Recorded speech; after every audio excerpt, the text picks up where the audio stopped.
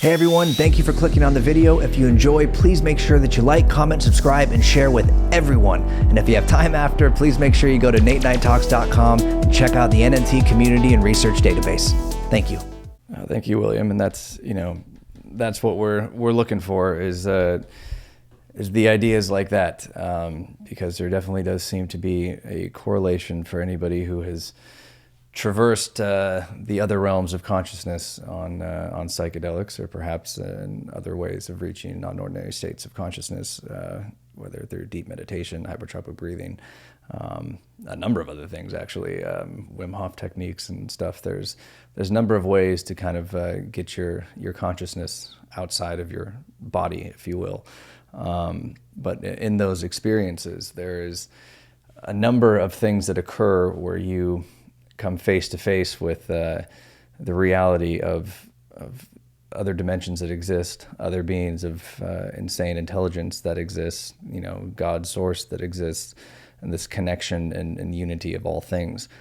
And one aspect, I think, of the UFO phenomena, or at least the revelation that if that can take hold to everybody in the world, of understanding this and embracing it, not from a state of fear, but from a state of there is an abundance of life out in the universe, and not just out in the universe, but out within our galaxy, and furthermore, I would even say within our own solar system, clearly, because they are here and they've been here for a very, very long time.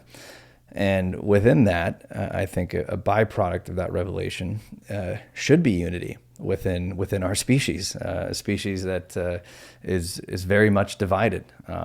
Deliberately so. Once again, that has to do with messaging and story that comes down from the very top, the divisive nature of media and everything that comes from it is ultimately meant to pit us against one another, us versus them, divide us into groups, whether it's based on race, religion, sex, sexual orientation, culture, whatever it is. The things that ultimately make the world a beautiful and diverse place to be celebrated, because if it all looked the same, it would be incredibly boring and kind of like the saying, if it was all sunshine, we'd live in a desert type thing, similar to that. And I think this could be one of those things, this awakening that there are so many other species out there that are highly intelligent, that we are all one here. Not only are we all one together with even all of these species as well, but within the human race, that we are all one, and would hopefully help us unite under that front. That there's no more need to separate over borders and boundaries and all this other stuff. It's that no, we're all in this together. We're all on this incredibly beautiful living planet. And we're in this experience, this human experience together, and that we should not be divided amongst ourselves. We are all one here within the human race. And so I think that is a beautiful part that would come from this, once again, depending on how the framing takes place, depending on who's telling that story, depending on if it's fear-based and everything that the government's coming out. That was actually a couple things I was going to talk about tonight with some of the new articles that have come out in the past week.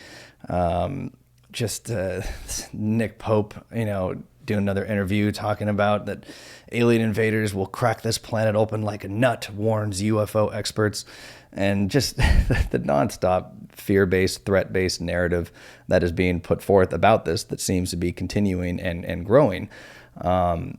And so we have to be careful of that story, because that story can be used against us as well, to further divide and continue, to spread fear. But if we look at it from, this place of unity and consciousness, that we're all one. And this just shows us that we're not the center of the universe, but we're a part of a large, beautiful, teeming with life universe.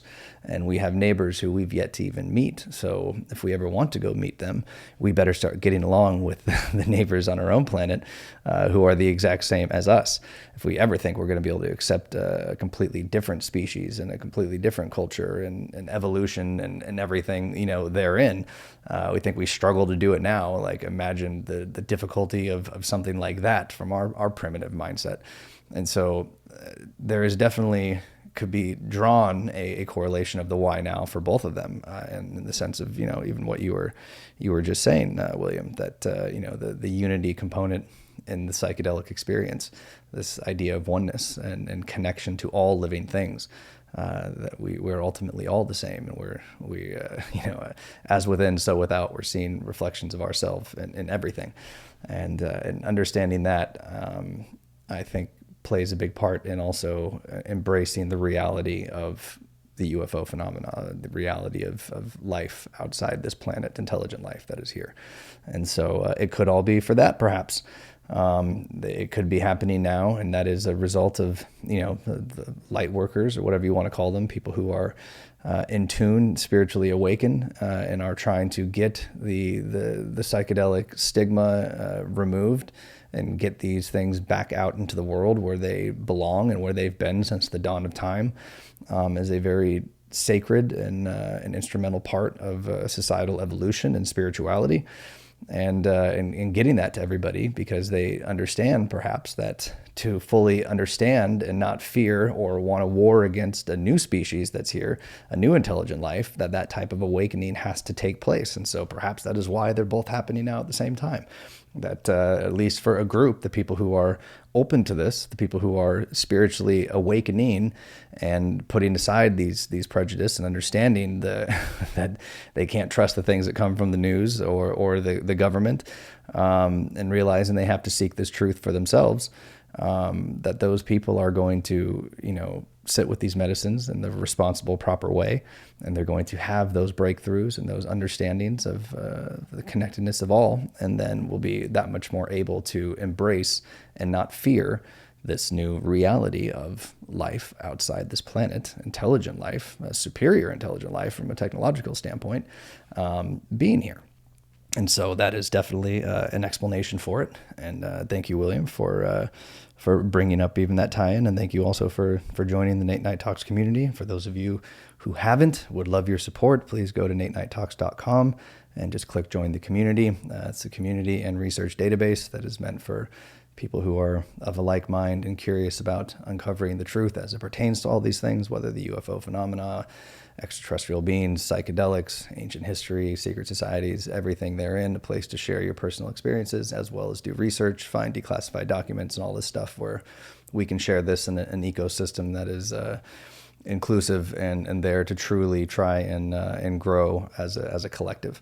And so very much in the early stages of it, but your support is greatly appreciated if that is something you are able to do, as well as the support of the podcast. It's coming. I swear to God, it's coming. It's not just going to be Clubhouse rooms.